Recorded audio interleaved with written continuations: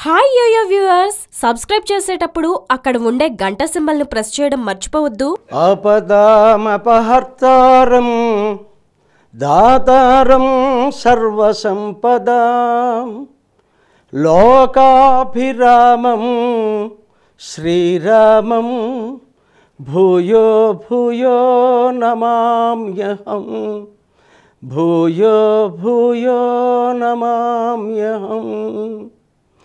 దోద్భిర్యుక్తా చతుర్భిస్ఫటికమణిమయీ అక్షమాలాం దధానా హస్తేనైకేన పద్మం శితమపి చ సుఖం పుస్తకం చాపరేణ భాసా కుందేందు శంఖస్ఫటిక మణినిభా భాసమానా సమానా సామే వాగ్దేవతీయం నివసతు వదనే శరదా సుప్రసన్నం శరదా సుప్రసన్నం.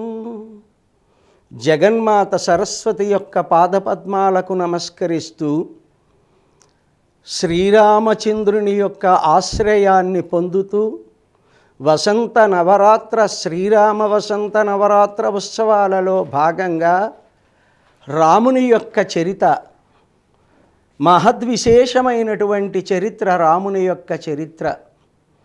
రామాయణం ప్రపంచ కావ్యాలలో ప్రపంచ దేశాల్లో ప్రసిద్ధి పొందినటువంటి ఒక మనోజ్ఞమైనటువంటి గొప్పదైనటువంటి కావ్యం రామాయణం. మానవ జీవితానికి ఆదర్శప్రాయంగా రాముడు భూమిపై అవతరించినటువంటి గొప్పదైనటువంటి కావ్యం రామాయణం. దశరథుని యొక్క కుమారుడిగా శ్రీరామచంద్రుడు పుత్రకామేష్టి యాగము ద్వారా భూమి మీద జన్మించినటువంటి ధర్మమూర్తిగా మనకి రామాయణం తెలియజేస్తోంది. వాల్మీకి యొక్క ముఖగతమైనటువంటి వాల్మీకి యొక్క గొప్పదైనటువంటి తపస్సు చేత సంకల్పం చేత మానవ జీవితాన్ని మార్చడానికి భగవంతుడు ప్రసాదించినటువంటి గొప్ప చరిత్ర రామాయణం.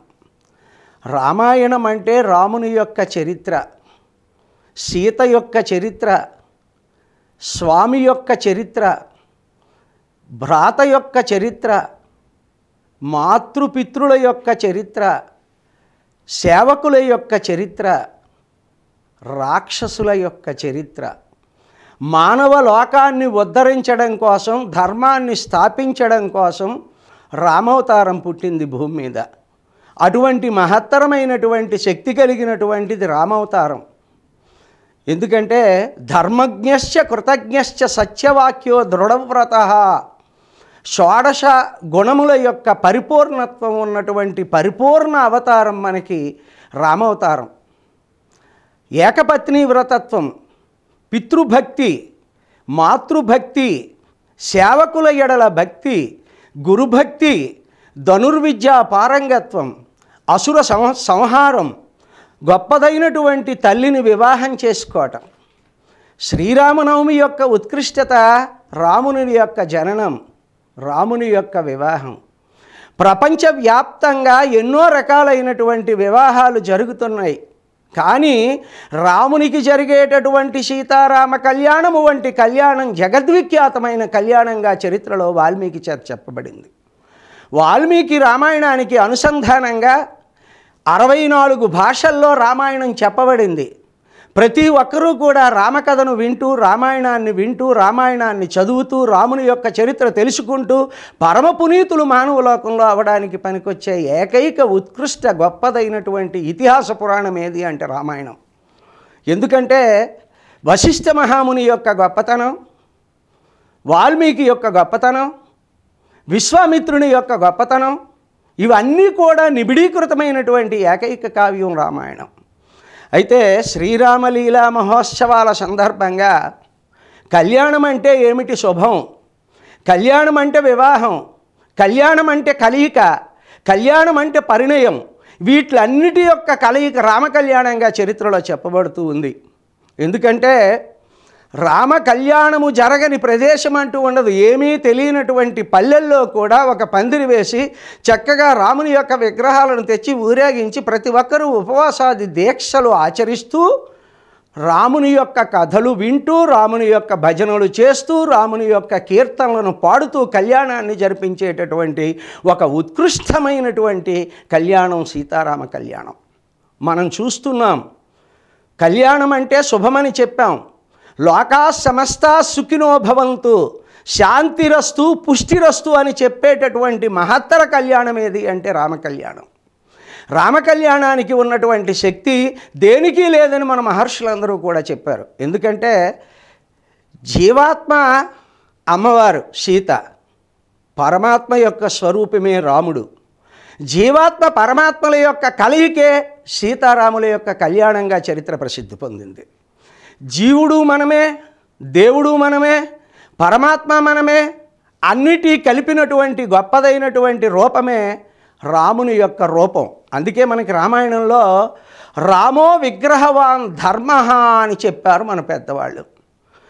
ఏదైతే ఆచరించాలో, ఎలా ప్రవర్తించాలో, ఎలా జీవించాలో, ఎలా దాంపత్యాన్ని పొందాలో, ఎలా ప్రజలను మన్నన పొందాలో ఇవన్నీ తెలియజేసేటటువంటి ఉత్కృష్టమైనటువంటి కథ మన రామాయణ కథ.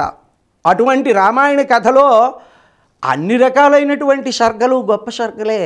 ఏ సర్గక ఆ సర్గ గొప్పది. ఎక్కడ చూసినప్పటికీ కూడా అమృతము ఒక బిందువు తాగినా, కొంచెము తాగినా, ఎటువైపు నుంచి తాగినా ఆనందం ఎట్లా కలుగుతుందో అట్లా రామాయణం చదివే వాళ్ళకి కష్టాలు తొలుగుతాయని, దారిద్ర్య దుఃఖం పోతుందని, వివాహాది శుభకార్యాలు కలిసి వస్తాయని మన చారిత్రకుల, మన యొక్క మహర్షుల యొక్క, మన యొక్క తపశ్శక్తి సంపన్నుల యొక్క ఆలోచనే రామ కళ్యాణంగా చెప్తున్నాం. ఈ కళ్యాణం ఏమిటి?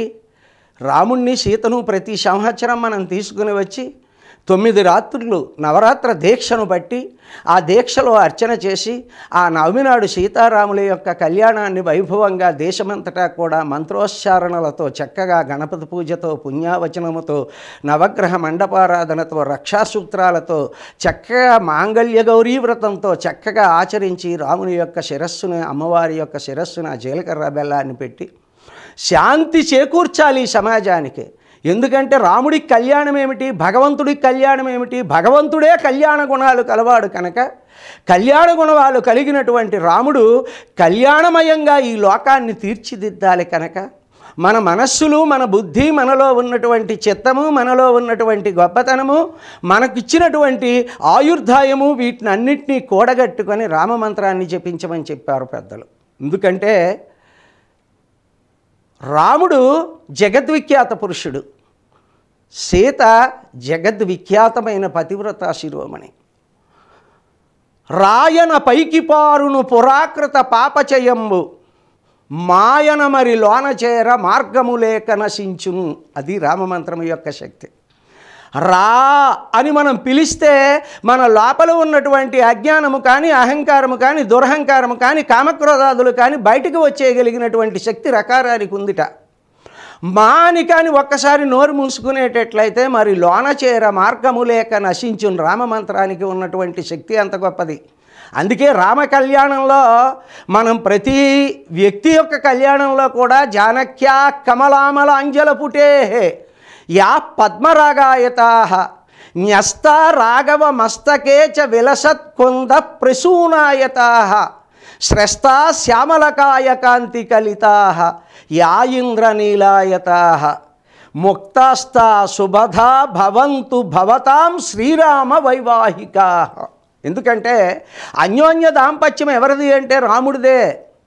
సీత లేనంత మాత్రము చేత, సీత లంకలో ఉన్నంత మాత్రము చేత సీత కోసం విలిపించాడే తప్ప ఇంకొక స్త్రీ కోసం ఆలోచించినటువంటి నిర్గుణ పరబ్రహ్మ స్వరూపతత్వం ఏదైతే ఉందో అది రామతత్వం. రాముణ్ణి తప్ప పరపురుషుణ్ణి కళ్ళెత్తి చూడనటువంటి మహాపతివ్రత శిరోమణి సీత అమ్మవారు. వారి యొక్క కలయిక భారతదేశానికి, భారతావనికి శుభాన్ని చేకూర్చాలి. ప్రతి ఇంట్లో కూడా భారతదేశంలో కళ్యాణాలు జరిపించుకునేటటువంటి స్థితి, ధర్మ సంరక్షణ చేసేటటువంటి స్థితి మన మహర్షులు, మన ప్రాచీనులు, మన పండితులు, మన తాత ముత్తాతలు ఏ సత్సంకల్పంతో రామ కళ్యాణాలు ఏర్పాటు చేశారో ఆ రామ కళ్యాణాలు ఊరూరా జరిపించుకుంటూ జరిగిన ప్రదేశానికి మనమే పోతూ అక్కడ ఉన్నటువంటి రాముణ్ణి సీతను దర్శిస్తూ ఆ పతివ్రతా శిరోమణి సీత యొక్క గొప్పదైన చరిత్రను తెలుసుకుంటూ మన తల్లులందరూ కూడా ఆయుర్దాయాన్ని అనంతమైనటువంటి శక్తిని పొందాలని కోరుకుంటున్నాం. రామాయణం తాలూకా విశిష్టత, రామాయణంలో ఉన్నటువంటి గొప్పతనం ఎంతోమంది మహానుభావులు ఈరోజు ప్రవచనాలుగా, స్వామీజీలు ఉపన్యాసాలుగా చక్కగా రామాయణం గురించి వివరిస్తూనే ఉన్నారు. ఎంత విన్నప్పటికీ కూడా ఈ భగవంతుడు ఇచ్చినటువంటి చక్షురింద్రియాలతో రాముని యొక్క చరిత్ర ఎంత విన్నా వినాలని ఉంటుంది. మనం ఏది చూసినా మర్చిపోయే పరిస్థితి ఉంది, ఏది విన్నా మర్చిపోయే పరిస్థితి ఉంది. ఆబాల గోపాలము విద్య రాని వాళ్ళు కూడా ఒక మందిరము పైన చక్కగా రాముని యొక్క విగ్రహాలు పెట్టి ఏకాహాలు చేసి, సప్తాహాలు చేసి, దీక్షలు చేసేటటువంటి గొప్పదైనటువంటి పండగ శ్రీరామనవమి. అటువంటి మహద్భాగ్యాన్ని కలిగించడం, మనందరము కూడా రామభక్తులమై రాములమై కాములము కాకుండా మన మనస్సులో పవిత్రతను పొందుతూ రామ కళ్యాణాన్ని తెలుసుకుంటూ ఆ యొక్క గొప్పదైనటువంటి వైభవమైనటువంటి రామ కళ్యాణంలో మన అందరం కూడా పాల్గొంటూ శాంతిర్భవతు స్వస్తిర్భవతు అపుత్రా పుత్రిణః సంతు పుత్రిణః సంతు పౌత్రిణః అధనాసధనా సంతు జీవంతు శరదశతం. మనందరము కూడా ఆయురారోగ్యాలు పొందాలని, ఆ శ్రీరామచంద్రుని యొక్క కరుణ కృపా కటాక్ష వీక్షణాలు పరిపూర్ణంగా మన మీద ప్రసరించాలని, మన జీవితాలను అనుగ్రహవంతంగా, ఆదిత్యవంతంగా, శక్తివంతంగా, ఆదిత్యవంతం అంటే కాంతివంతం, శక్తివంతం అంటే తన పనిని తను నిర్గుణ పరబ్రహ్మలా చేసుకోగలిగినటువంటి శక్తిని ప్రసాదించడం ఆ రామాయణం యొక్క విశిష్టత, ఆ రామ కళ్యాణము యొక్క గొప్పతనం. ప్రతి ఒక్కరూ కూడా ఈ కళ్యాణాన్ని వీక్షిస్తూ, చూస్తూ, తరిస్తూ మానవ జన్మని చరితార్థం చేసుకుందురుగాక. శాంతి శాంతి శాంతి.